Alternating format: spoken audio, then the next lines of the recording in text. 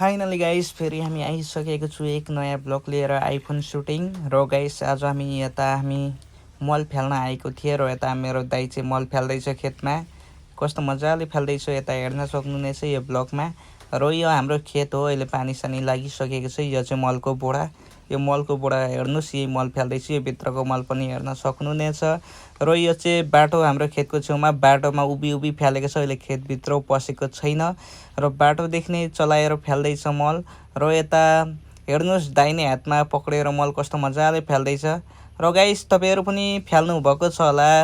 तपाईहरु पनि यस्तै तरिकाले फाल्नुहुन्छ होला मलाई थाहा भएन कस्तो तरिकाले फाल्नुहुन्छ र हामी चाहिँ यस्तै तरिकाले फाल्ने गर्छु र गाइस र